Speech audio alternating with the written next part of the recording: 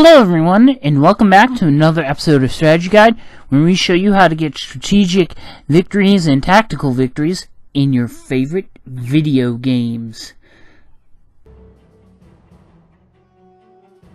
Hey guys, I'm Hot Gaming here. I'm back with another video, and today we are doing another episode of Strategy Guide. We are doing millitze. This map is good for 3 to 4 players on risk factions, and we are gonna probably do one of two strategies for this.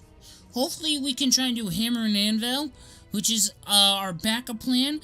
Our primary plan will be shield wall, where we make a wall of like a heavily defended shield. Like shields are good at defending yourself. Like make a wall that we defend from and then attack from, and then that new area that we take over becomes the new outer layer for our shield, so that we pretty much almost border all of our borders, but only from one front in attack. Now, hopefully we may have to do some other ones, but those are the two that I haven't planned now, to show you guys how we're going to apply it to this battle map specifically. After I look at the objectives, we'll see where we'll go from there, as we will be manually picking all of our territories, and I'll go over my guesses and assumptions as to where people are gonna put things. It's not always the best thing to assume, but you sort of have to assume based on the knowledge that the other players have given you based on previous moves to do stuff. But when it comes to assuming stuff, I don't like to do that, like, especially when it comes to like certain classes like history and whatnot and all that stuff. So, let's get into it. Control garrison, we get an additional maneuver. I will show you all with the locations of all of the continents once I am done looking at this. We get control for barracks, we get a starting maneuver. Control warpaw gives us guaranteed card. That is a good guaranteed card. Is the good thing if you're doing a shield wall advance tactic, because you can literally just defend there and still get cards, and then wait 10 turns and then have 30 on your border and easily take out a few territories, then still have enough left over to have those borders be well defended. But hopefully we can get that card. That's just like an added like ×2 damage to our tactic bonus if there was ever one. Controlling the enemy capital, we get an airfield. Airfields are scorched earth, so if you lose territory that has the airfield, you will destroy it yourself, so that it doesn't be useful to the enemies, which is the same tactic that was used in Russia to fend off Napoleon's invasion, which was the second biggest military invasion. The first one was also in Russia again, by the Germans in World War II. There's a fun little fact for you. We got control to enemy capitals. You get 2 troops. Extra defense die for completing 2 continents. We'll try and go for that, because that is also a good card if you want to do an advance and shield wall tactic. And take over 9 territories, 1 turn. Airfields, I guess, are pretty good early on for our main tactic. I guess could also be good if we have to do our backup plan of hammer and anvil. But let's see what we go first. Okay, we go first. Now, they did mention warpaw, a few other garrison and whatnot. So this looks very similar to that of Proving Grounds. As a matter of fact, it does. Looks like warpaw has a lot more territories on it, though. So what I'm going to do is, I could get one for controlling warpaw, garrison, Black Fort. Now, Black Fort is pretty easy to defend from, as if we own everything Black Fort, only Rottendale is the only territory that needs to be defended. Although, warpaw also has a good place to start out in as well. Although, when we fully take over the territory, we're going to have to arm 3 different territories. These 2 up here, and this one down here, which are the 3 that you would have to protect if you were playing this on the what seems to be the original map, which is Proving Grounds. I've actually done the strategy guide for that map as well. I think it was either the first or second episode of strategy guide. You could probably check that out. As a matter of fact, I'll just leave a link to the whole playlist down in the description below if you guys want to check that out. Okay, so first off, I'm gonna take over Black Fort to start out with to occupy it, but I'm gonna go for the barracks first because that's gonna be a high value target, and I'm guessing the computer players are gonna do that too. You know, I do all my strategy guides with computer players, that way I don't keep other players, that way I'm not rude to other players and have them waiting an eternity for me to explain what I'm explaining if I have to. Also, no one was on at the time, like most, like 80% of the time I even want to play for strategy guide, I'll do it offline for the previous reason, but if I just want to play like a normal game with gameplay and commentary for you guys to see and watch for, as a non-strategy guide game, I would play online, but like whenever I try to, like no one's on, but whenever I'm not in the mood, I'm guessing someone's on to play, so maybe it's just the time that they're available, time zone differences. Okay, if I get too many, which I have to pick a lot more territories, which I did include for this, leaves me with only one choice.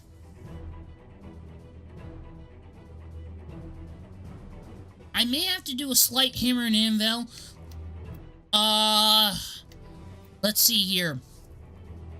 I was planning on getting these territories near here on Black Fort, but they took it over. I could have troops here and just arm these two areas as borders and just take out these two. Well, my guess is that they're probably going to have one of those as capital. I'm not sure yet. We have to wait until to get an accurate guess. We want to see where they put their starting troops. So I'm gonna set one down here in Warpaw, sort of create like a thing like I did in Black Fort down in the south part of Warpaw, and sort of hold that off as like a anvil that will not move as they keep attacking it. And we'll see from there. Now I normally don't do this because I have a lot more borders that I have to defend, but I may have to let them take over that area and focus all on one area.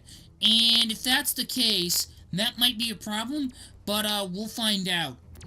I am moving first, so I do get first strike. So what I'm going to do is hopefully I can get the last barracks. Okay, I guess not. What I'm going to do is get that barracks that the zombies just took right here. The main reason for that is that I have to defend 4 territories starting turn. Instead, what I'm going to do is arm 3 territories and have one of these 3 just go in and attack that, and whatever troops remain are theirs for defense. So I get the last pick of the territory, and I really can't defend that as that's far away from both, like, areas in which I have troops, as you saw here. So I'm going to put one here, and I'm going to go down and rotate in between them. Wait. I'm confused. I was only so far able to put down 1. How does he get 2? He has 3 right here. He can't have 3 in one territory. That's almost impossible. We are only able to put down 1 troop at a time.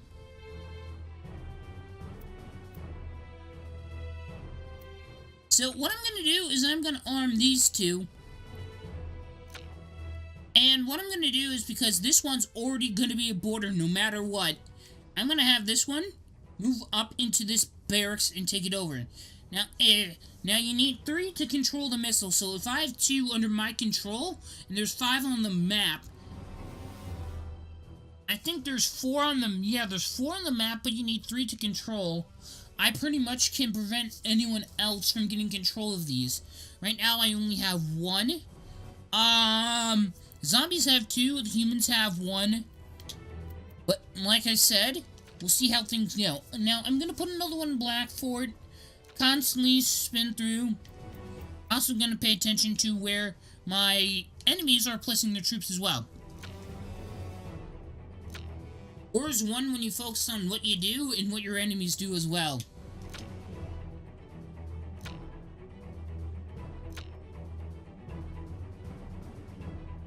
Now, another thing I realized I could do, I could go from here to here, but if I do that, which is a better strategy than what I previously imagined, I could do this and only have to be worried about attacks from 2 places. Although,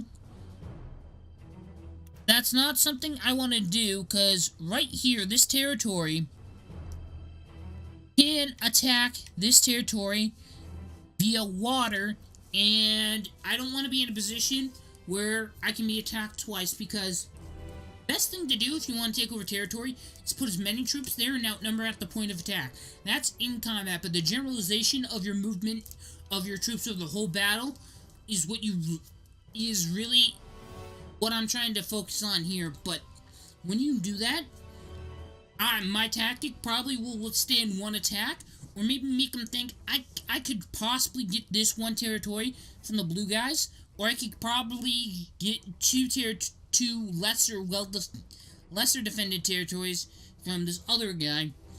And that's sort of what you want to leave the option with your opponent to do, because they're probably going to take the path of least resistance, and hopefully they do.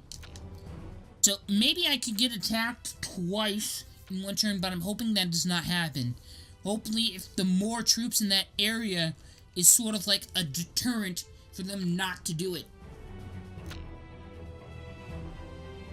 Now, what I'm thinking, though, is that easily taking over the rest of Warpaw means I have to spend a lot more troops defending it to get, like, 3 armed territories, and that would be 4 if you combine Black Fort. And it seems easier if I just hold the bottom area, just take over this and this territory, and just go all over with the troops from Black Fort, and just have down here Hammer and Anvil, which is, as I said, our backup tactic. And I think we're gonna stick with this. I'm going back and forth between these two because this is going to be a border. The one with the 3, I put that there is just a little backup because I want to have that just in case the border is attacked, because it's going to be spread out, and because that one's going to have like 2 different people who can attack. Right here, I have the same thing, but I can put more troops here because it's only 1 territory. And I have 3 right here. Hopefully this does not remain as a border territory for long, because then you can come down here and grab these 3 easily, which I'm going to try and prevent by going for that barracks directly. They're probably going to expect that because, well, 1, it's barracks, and it's a step closer towards getting a objective. So that's what I'm going to be left with. I sort of went back and forth out of turn. I'm gonna put 1 here and then another 1 there.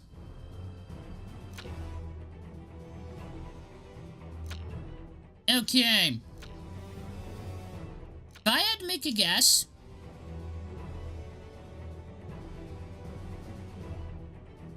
my guess is for human placement of capitals would either be a Territorian garrison, Territorian headquarters, or the Territorian outpost that has 4 troops, which is Bloody Marsh.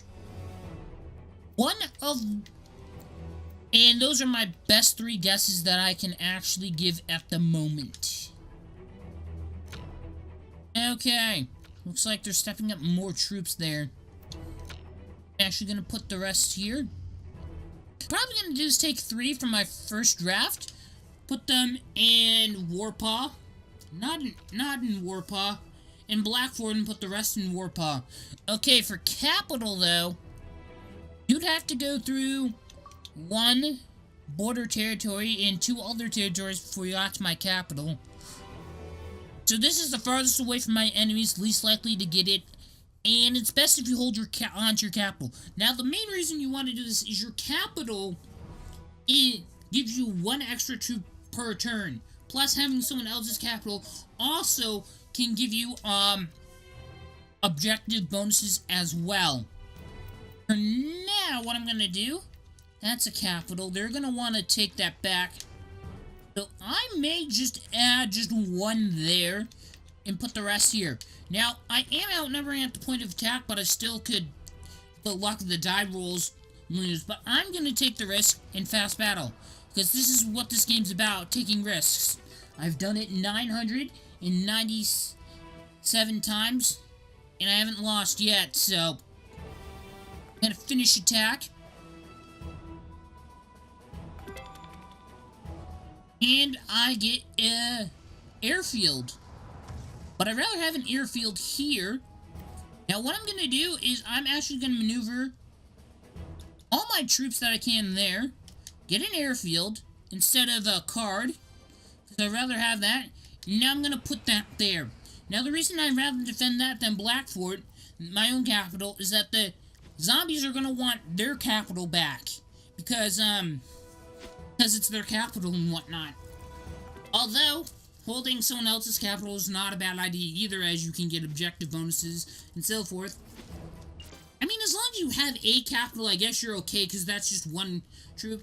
I'm getting one more troop per turn now, just off of the capital alone.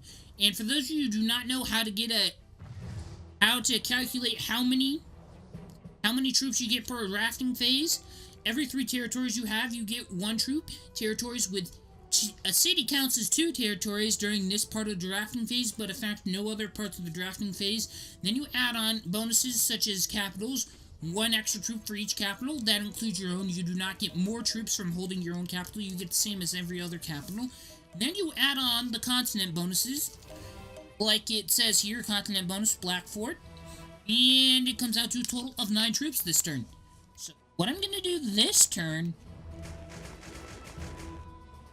is put 17 here. And I'm going to try and take out this territory. Holy crap.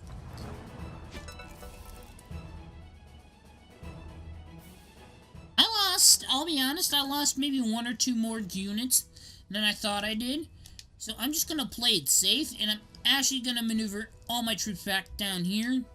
I'm actually going to take a star this turn as I have no objectives, and I get 2 stars. So the territory in Warpaw that has an airfield with 10 troops is definitely going to be my anvil, while I move and hammer or attack as the metaphorical hammer will be my troops down in Blackfort, and they will move over and sweep across the battlefield, and they will attack all enemies that I encounter. That's my abilities.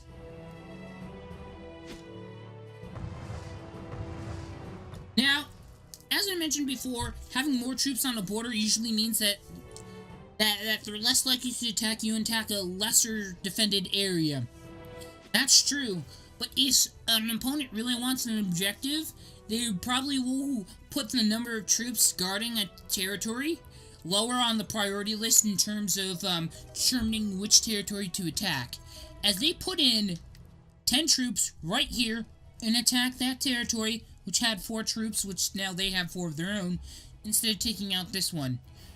They really want control of that barracks. Now, I have control of 2 out of 4, and so does the humans, which means we're the 2 closest to gain control of the missile in the middle of this lake, or ocean, or whatever you want to call it. They never specified what it was, what type of body of water it was. But what I'm going to do is I'm going to attack that territory, this one, finish attack, then I'm going to maneuver from here. No, maneuvering can only be done through connected territories. So I can't maneuver troops all the way from Blackfort into a Warpaw area, or my Blackfort side troops.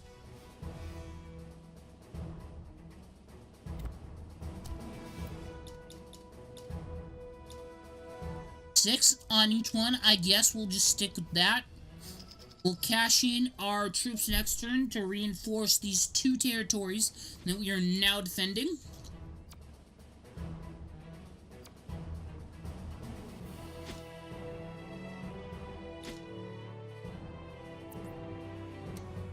worried me for a second there is that they left 9 troops there but decided not to attack. Now, they could have just put their 9 troops right where they are now and tried to reconquer everything, but it probably wouldn't go as well. Now, here's the thing. They did manage to break through my defenses, I will admit that. But what they did is they spread out what attacking force they had over 3 areas.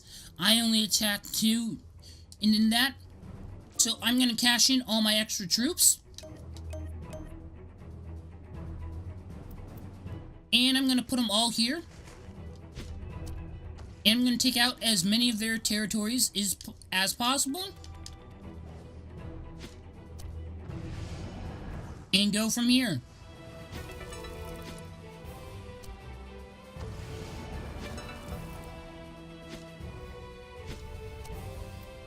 And this actually leaves me in a much better position, as these 2 territories are even better defended than they were despite the fact of losing 3 territories. So not all was bad for me.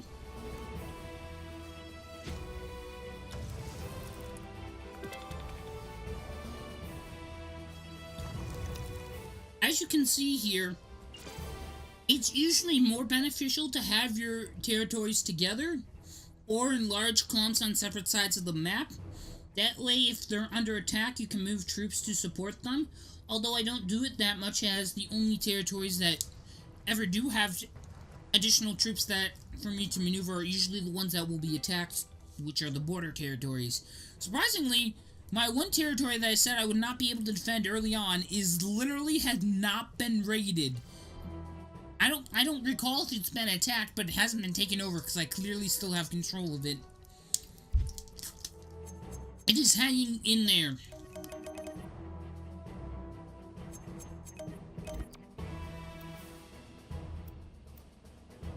Okay, so what do I want to do now? I could expand and tackle these 3 areas and make them a border, but that's going to be kind of difficult to do all in one turn. 12. I'll give this one an extra troop, as this one will be attacking the barracks and the place that has 1 extra troop. Okay. Now we have control of the missile. We have a better advantage over pretty much just 6 territories, I think. Yeah, 2 in headquarters, 2 in warpod, 2 in garrison, and 2 in outpost. So that's kind of good. If anyone attacks us there, well, we're well defended and very good to start out with so far. So I'm not going to maneuver any troops, as all my additional troops are on the borders. So I'm going to actually leave them there and see what goes on now. Now, there's 17 territories that I don't have, and there's 20 that I do have. So I have more territories, more than half of the territories on the map. Usually when you get to this point, it's usually when all the other players realize that you have to stop me pretty soon, because I have more troops per turn because I have more territories.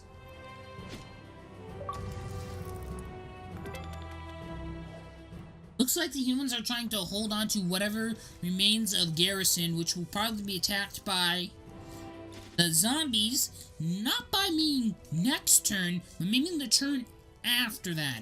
But we'll see.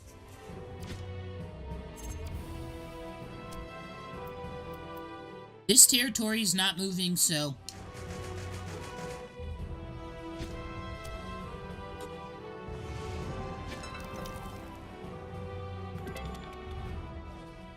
Okay. Now I'm gonna attack this territory. Finish. I'm gonna maneuver troops into here. And I'm gonna grab another star. No matter what, we'll have at least 5 stars next turn, unless we get an objective, then I'll go for that, because those are permanent, more permanent things. Okay, now they're attacking us down here where Anvil is. Even though that they started out with 2 more than us, it looks like they're just going to give up after several attacks. Now what this means is I'm going to have to stop and take a defensive turn. And a defensive turn is where you focus on defending what you already have and not so much about getting more stuff to defend. My border has been weakened, but it doesn't look like the humans are going to take that chance and attack it, which is what I was talking about earlier. By having that there, I can be attacked by both of them. Okay!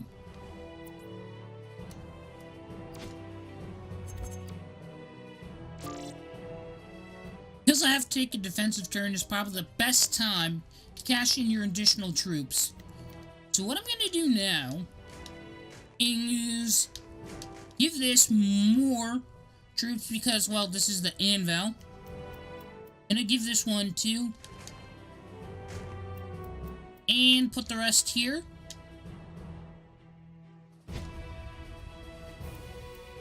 Now this one has more than one started out with at the beginning of last turn, which was 10. So I'm going to finish, not waste any of my troops, and let the enemies keep fighting out whatever it is that they have to fight out.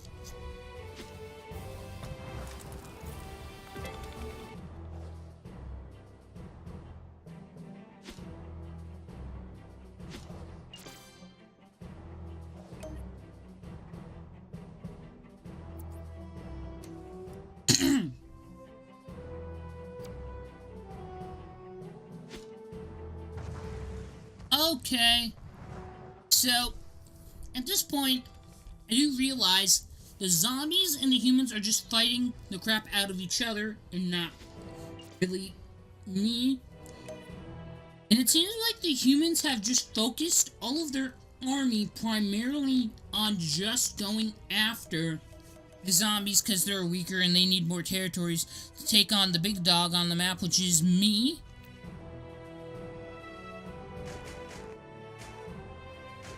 Put 15, make sure I have 15 there. Put the rest there. Put access units in our anvil spot. And I can actually take over their capital and their barracks. Still have this defendable, as the territory I'm attacking from cannot be attacked by anyone. Now I just completed an objective, and I think that's either starting or an additional maneuver.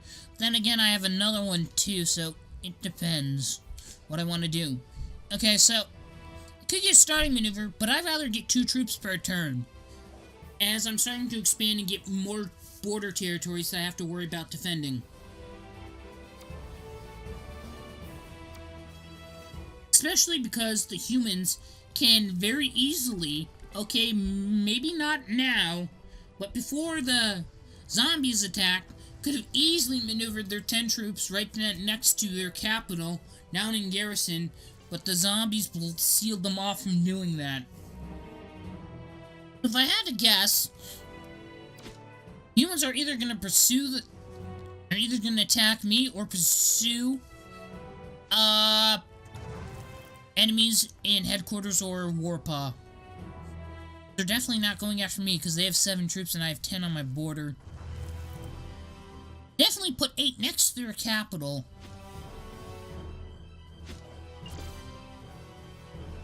Okay, so what I'm gonna do now is I'm gonna put 6 into our anvil spot.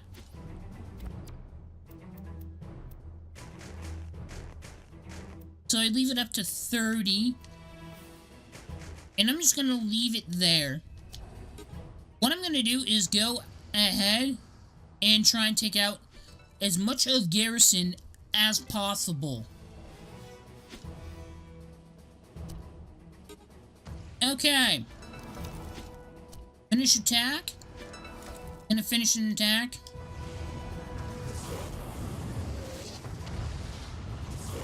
I definitely do have the advantage as I have an attack bonus here, though. Wow. I failed that. Miserably. That took an unexpected turn, I'll be honest with you guys. Nah, they're gonna want their capital back. I'm gonna put it like some troops here. Finish. Starting maneuver. And go for that. But wow.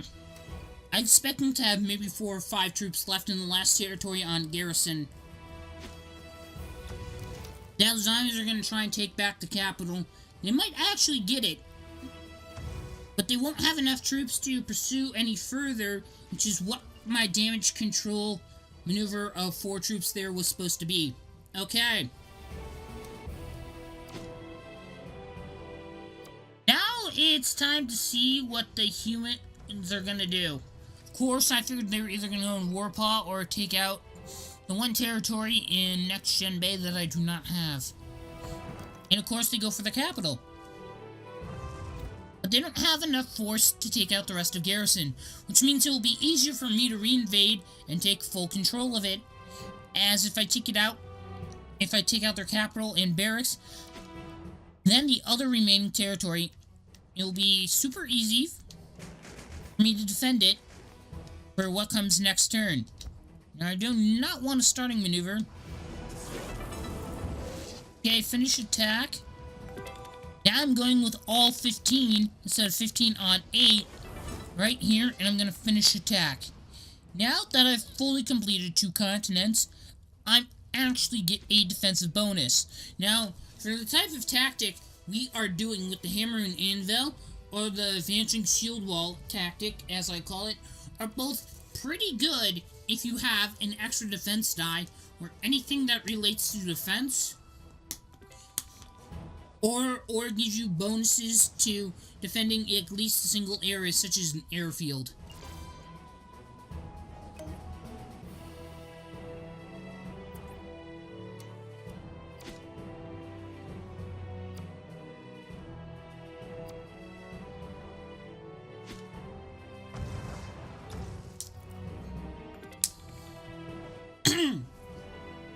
Now at this point, to ensure my victory, what I'm going to do, I'm going to move straight into another territory and place down all my units there. So I'm going to put all my units here. No starting maneuver. And I'm going to get a foothead right here. I'm going to take this on my next turn and attack Squad Bay by putting all my troops on this territory that I'm attacking from, and so forth. Like I did with this territory here. Then after that, I'm gonna put all my troops here and maneuver them and attack all of this area here. If need be, I'll maneuver some troops from here over there, but only after I take out this territory, because if I take all of my troops down here, they could easily be attacked. So, my guess is no more than 6 turns at the least till I get my victory.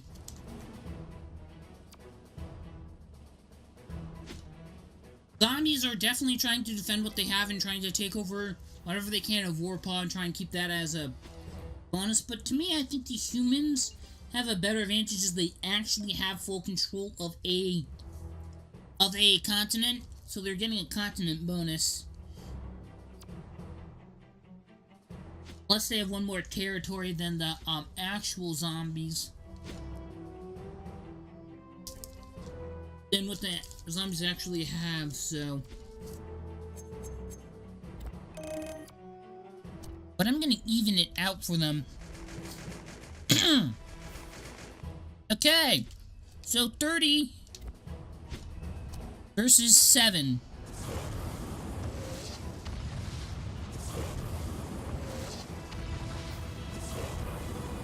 Managed to defend it pretty well, as I lost 12 guys in order to take out their 7. Not bad.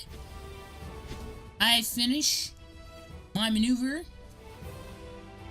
Not gonna maneuver.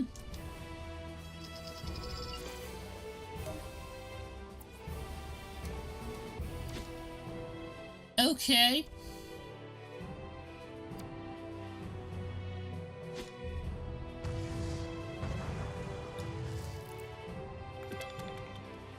That was not a good idea for the zombies to do that. I would have just left my troops down in that territory that they attacked from, because they just lost some of their troops and made that territory less defendable. And I have 18 troops sitting right next to it, so it just literally just made it 2 times easier for me to take it over.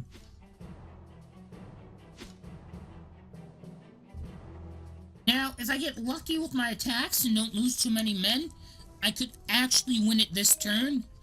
As I've gotten the upper hand here, I'm not going to cash in my stars because I don't want to put all my eggs in one basket, because that will not be a good idea when it comes to this. Because a good tactician should always have something in reserve, or in this case, a plan B. Our plan B for main tactic is what we had to go with. Hammer and anvil, we couldn't do a vanishing shield wall. So, well, I guess it is. You just have highly defended one area that doesn't move, and then I guess it sort of is. It's like a different variation of it. So now I'm going to come up here. Take this out. Okay. In case I ever run out of troops from this thing, I could always attack from here, and I guess I'm going to do that as well.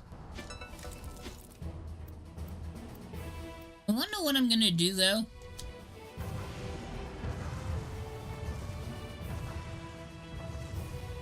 I'm going to do that, and I guess I get a victory here. Now note, when finishing off another faction, you get their objectives, but in objective points, but not the bonuses from it. So if someone had one objective and I take them out, I get 1 objective point, but I do not get the objective bonus that they earned. This only affects War Room mode, though. Anyway, I got a victory on this map. Hope you guys enjoyed watching this episode of Strategy Guide. If you did, it'd be highly appreciated if you took the time to leave any comments, questions, or feedback for me in the comment section down below. It's always appreciated, and I will see you guys later in another